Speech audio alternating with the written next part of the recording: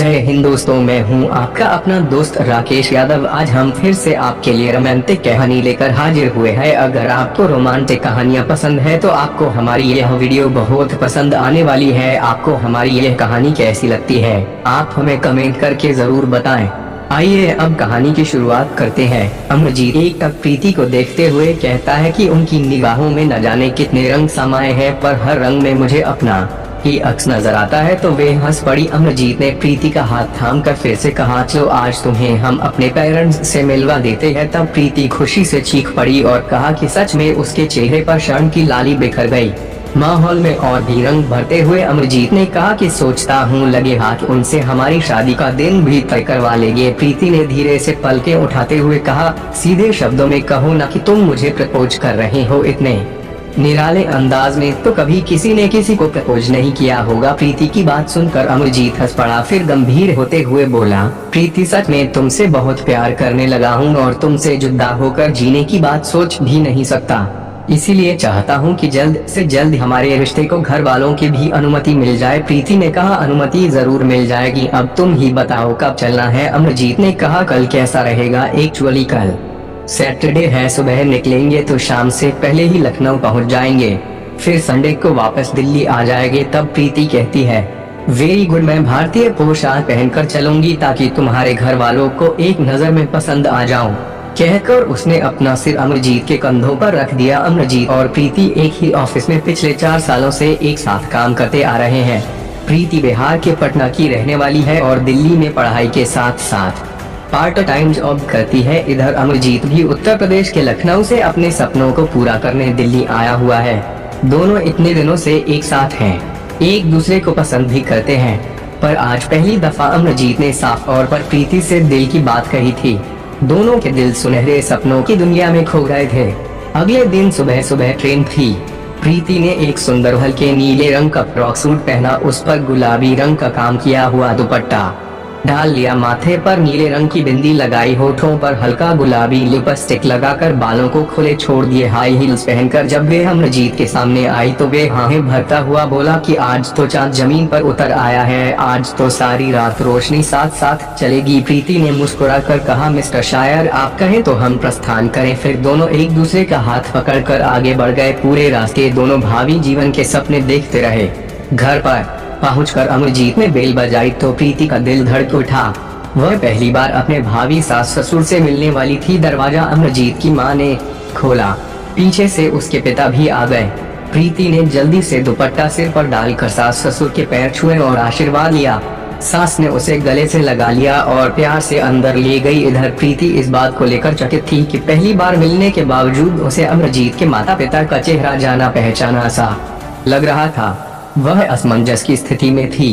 थोड़ी देर की बातचीत के बाद आखिरकार उसने अपने मन की बात बोल ही दी। इस पर अमरजीत के पिता एकदम हड़बड़ा से गए, मगर जल्द ही संभलते हुए बोले, बेटी तुमने कहीं आते जाते देखा होगा।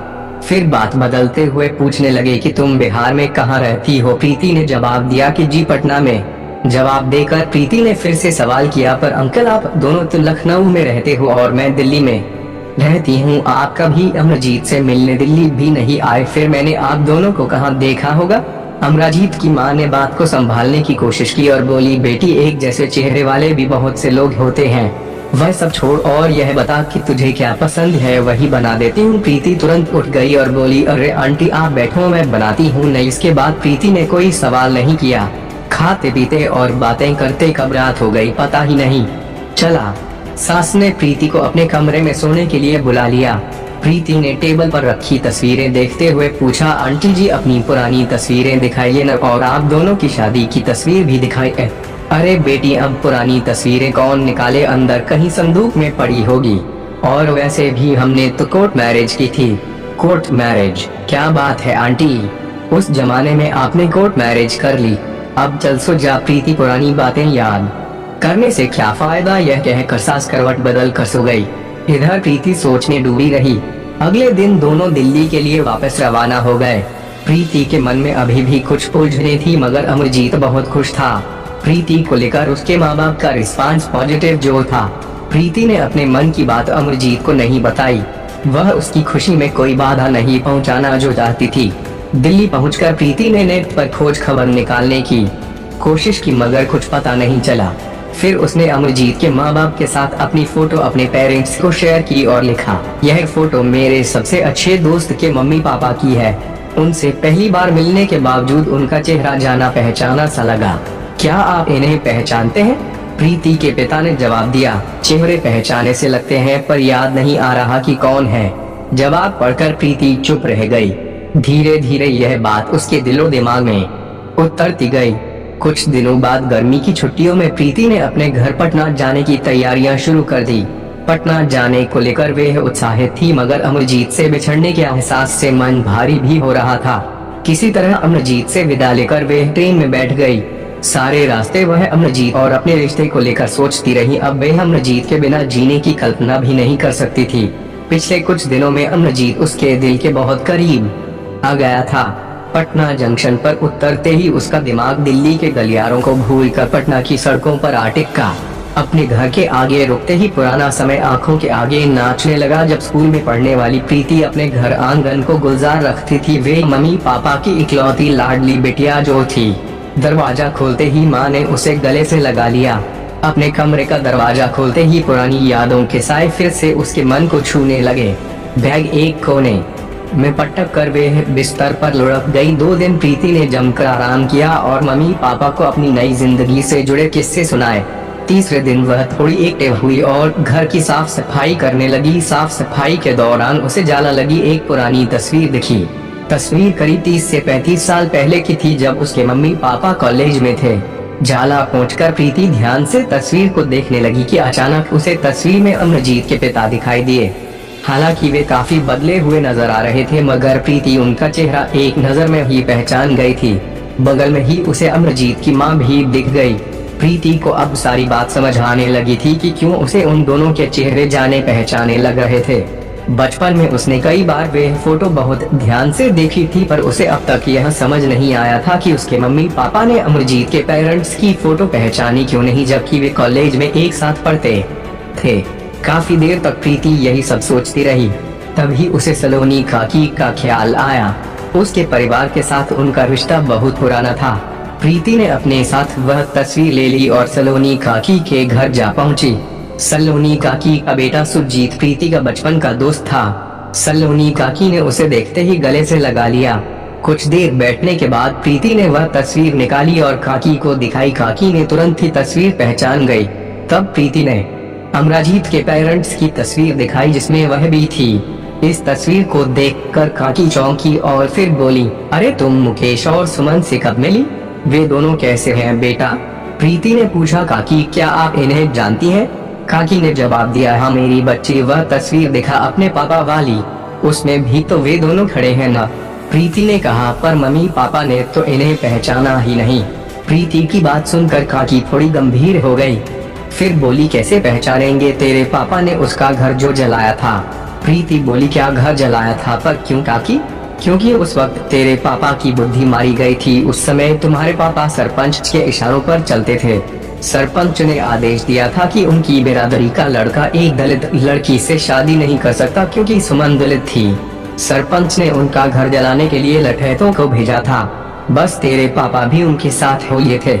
यह भी नहीं सोचा कि वह अपने ही दोस्त का घर जलाने जा रहे हैं। उसकी आंख तो तब खुली जब उनका पुश्तैनी घर पूरी तरह जलाने के बाद सरपंच के लड़कों ने मुकेश के बूढ़े माँ बाप को भी मार डाला और मुकेश की छोटी बहन को घर में जिंदा जला दिया।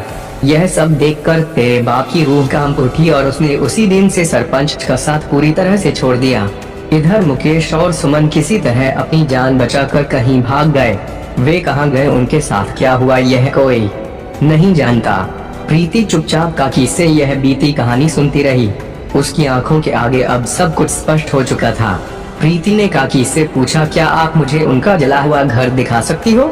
काकी ने कहा, बेटा उनका पुश्तैनी घर तो सालों पहले खंडहर में तब्दील हो चुका है और आज तक खंडहर ही है, कोई नहीं जाता उधर। तू कहती है तो मैं सुरजीत को तेरे साथ भेजती हूँ। प्रीति सुरजीत के साथ उस खंडहरनुमा घर को देखने पहुंची। टूटी जली इमारतें, खाली पड़े आधे अधूरे कमरे, दरकी हुई दीवारें, दम तोड़ता वीरानापन, सब चीख चीख कर उस स्याह काली रात का दर्द बयां करते दिखा। प्रीति ने मोबाइल से तस्वीरें खींची। एक एक जगह जाकर उस दर्द को महसूस किया, फिर अपने घर लौट आई। दिल्ली आकर वह अमरजीत के पिता से मिली और भरी आंखों से उन्हें धन्यवाद कहा तो उन्होंने चौंकते हुए प्रीति की तरफ देखा। प्रीति ने कहा, अंकल मैं पटना के कंकड़बाग में उसी मोहल्ले में रहती हूँ जहाँ कभी आप दोनों भी रहा करते थे। इतनी मुसीबतें आने के बाद भी आपने आंटी का साथ नहीं छोड़ा, अपने प्यार को निभाया, इतनी हिम्मत दिखाई। अंकल जी आप तो महान हैं। उसकी बातें सुनकर अमरजीत के पिता की आंखें भर आई। वे समझ गए थे कि जो राज उन्होंने बेटे से भी छुपाया वे सब बहू जान चुकी है। अमरजीत के पिता ने प्रीति के सर पर आशीर्वाद का हाथ रखा और फिर धीरे से मुस्कुरा दिए। प्रीति ने फैसला कर लिया था कि अब वे जल्द ही अमरजीत से शादी कर लेगी, मगर अपने पिता को इस शादी में नहीं बुलाएगी। अमरजीत से भी सच्चाई छिपा कर रखेगी। इस बीच मम्मी ने फोन पर बताया कि अगले सप्ताह पापा का कैटरेक्ट का ऑपरेशन होने वाला है। यह सुनकर उसने अमरजीत से बात की और उसे कोर्ट मैरिज के लिए तैयार कर लिया। कुछ खास लोगों की उपस्थिति में कोर्ट मैरिज करके आर्य समाजी तरीके से शादी करना तय किया। प्रीति ने जानबूझकर शादी की तारीख 15 दिन बाद की रखवाई, जब उसके पापा का ऑपरेशन हो चुका हो और उसकी शादी में केवल उसकी मम्मी ही आ सकें। शादी वाले दिन प्रीति की मम्मी ने अमरजीत की मम्मी को देखा तो खुद को रोक नहीं सकी और सुमन कहकर एकदम से उनके गले लग गई। 30 साल पुरानी सहेलियां जो मिली थी। अमरजीत के पिताजी भी प्रीति की मम्मी को देखकर चकित थे। तीनों भीगी पलकों से पुराने दिन याद करने लगे। नियत समय पर शादी भी हो गई। सारा कार्यक्रम अच्छी तरह निपट गया। प्रीति की मम्मी अब घर लौटने वाली थी। ट्रेन में बैठने से पहले उन्होंने प्रीति को गले लगाया और रोती हुई बोली, बेटा मैं समझ गई हूँ कि तूने ऐसा इंतजाम क्यों किया ताकि केवल मुझे ही शादी में बुलाना पड़े। देख बेटा, तेरे पापा के हाथों तेरे सास ससुर के साथ गलत हुआ था, मैं यहाँ मानती हूँ, मगर उसी दिन से तेरे पापा बिल्कुल बदल भी गए और उन्हें अपने किए पर बहुत पछतावा भी है। मुझसे शादी होने के बाद उन्हें प्यार की गहराई का एहसास भी हो चुका है। जानती है मैं जब आ रही थी तो तेरे पापा ने क्या कहा था? प्रीति ने पूछा। मम्मी, पापा ने क्या कहा था? मम्मी ने बताया कि उन्होंने कहा था मुझे लग रहा है मेरी बच्ची मेरा पाप होने वाली है। वह उसी दलित लड़की के बेटे से शादी करने वाली है जिनके परिवार को मेरी आंखों के आगे मार दिया गया और मैंने कोई विरोध भी नहीं किया। मैं सालों से यह दर्द और पछतावा दिल में लिए जी रहा था। मेरी बच्ची उनसे रिश्ता जोड़कर मेरी जिंदगी का दर्द थोड़ा कम कर देगी। प्रीति ने कहा। सच मम्मी, क्या पापा सब कुछ समझ गए? प्रीति की आंखें भर आईं। प्रीति की माँ ने कहा, हाँ बेटा, और वे तुझसे बात करके आशीर्वाद देने की हिम्मत भी नहीं जुटा पा रहे थे। उन्हें लगता है कि तू उन्हें माफ नहीं कर पाएगी। प्रीति ने कहा, मम्मी ऐसा नहीं है, पापा को कहना हम जिंदगी की नई शुरुआत करेंगे। कहकर उसने मम्मी को गले से लगा लिया। प्रीति की आंखों में खुशी के आंसू थे। हमें इस कहानी से यह सीख मिलती है कि जाति पात के आधार पर दो प्रेमियों को अलग करने की कोशिश नहीं करना चाहिए, क्योंकि जाति पात के आधार पर दो प्रेमियों को अलग नहीं किया जा सकता है। दोस्तों, आपको हमारी यह कहानी कैसी लगी हमें कमेंट करके जरूर बताएं। यदि आपको यह कहानी पसंद आई हो तो वीडियो को लाइक और शेयर करें और हाँ, ऐसी ही रोमांटिक, रोचक, मजेदार और शिक्षाप्रद कहानियों को सबसे पहले देखने और सुनने के लिए हमारे YouTube चैनल LDG के मोटिवेशनल को सब्सक्राइब